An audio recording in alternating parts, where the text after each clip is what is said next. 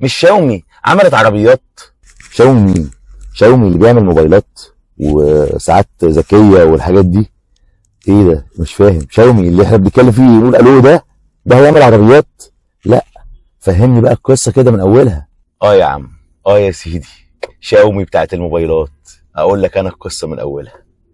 صاحبنا لي جون الرئيس التنفيذي لشركة شاومي سنة 2021 قرروا ان هم يخشوا ويقتحموا عالم السيارات الكهربائية، وقرروا ان هم هيبتدوا ينتجوا اول عربية كهرباء، ومدين لنفسهم تارجت ان هم في خلال 15 او 20 سنة، من 15 ل 20 سنة يعني، ان هم يكونوا من افضل 5 شركات على مستوى العالم في صناعة العربيات الكهرباء. شاومي اصلا كانت بدايتها فعلا شركه بتصنع موبايلات. كان بدايتها في 2010، كانت بتعمل موبايلات وساعات سمارت وتابلتس وسكوتر كهرباء وحاجات زي كده. يعني الشركه هتعمل العربيات الكهرباء دي طبعا بالتعاون مع شركات تانية، زي موضوع الموبايلات بالظبط. كان اما الموبايلات لو تفتكروا كان دايما بجيب احسن شركات اللي بتعمل صناعه الكاميرات واستعين بيها في صناعه موبايل، احسن شركات تعمل البورده بتاعت الموبايل، واعمل البورده بتاعت الموبايل في الموبايل ده. هم نفس القصه، هم هيعملوا العربيه، هيكون شركه شاومي هي المسؤوله عن البرمجيات او البرمجه بتاعت العربيه والسوفت وير، وهتستعين بشركه زي شركه بايك الصينيه عشان هي اللي تقوم بانتاج العربيه، وهتستعين بشركه طبعا واحده من افضل شركات في العالم في صناعه العربيات الكهرباء، ومن الشركات تعتبر اللي متفوقه جدا، وتخطت شركه زي شركه تسلا في المبيعات كمان، وفي التكنولوجيا بتاعت صناعه العربيات الكهرباء اللي هي شركه BYD. تعال بقى نشوف شاومي هتعمل ايه. شاومي هتعمل العربيه اللي هي شاومي SU7، ودي عربيه سيدان.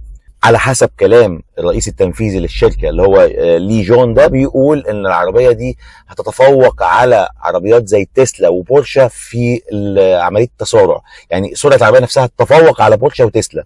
ده غير كمان ان العربيه بتاعت العربيه اللي هي الشاومي SU7 دي هتنزل بنسختين، في منها نسخه ببطاريه بتوصل لحوالي، او الشحنه الواحده فيها بتمشيها حوالي 650 كيلو، ونسخه تانية هتمشي العربيه حوالي 800 كيلو متر، ودي طبعا في الشحنه الواحده. شركه شاومي من الشركات اللي في بدايتها كان في سخريه من الشركه نفسها، لان الشركه طبعا كانت بتعمل موبايلات بتحاكي فيها موبايلات الايفون، لدرجه ان حتى نفس اللي كان شايل تليفون شاومي كان ممكن يلقى نوع من انواع السخريه من الناس. ايه ده انت ماسك تليفون شاومي؟ سبحان الله، دلوقتي انك تلاقي الشركه دي هتنافس وحاطه لنفسها تارجت انها تكون متفوقه كمان، مش في مجال الموبايلات بس، لا دي في مجال صناعه العربيات الكهرباء.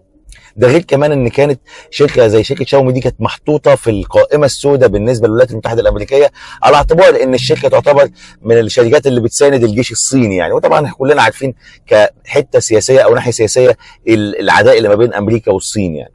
وبالفعل تم طرح العربيه الشاومي SU7 للاسواق العالميه في الربع الاول من سنه 2024. ومن المدهش في الموضوع ده ان تم حجز حوالي 90,000 نسخه بعد طرح العربيه بس للاسواق العالميه ب 24 ساعه. وحتى هذه اللحظه وصل الحجوزات في شركه شاومي لحوالي ما يقرب من 1,000,000 طلب حجز، وسط توقعات ان الرقم ده يتجاوز الرقم ده كمان مع نهايه شهر ابريل 2024.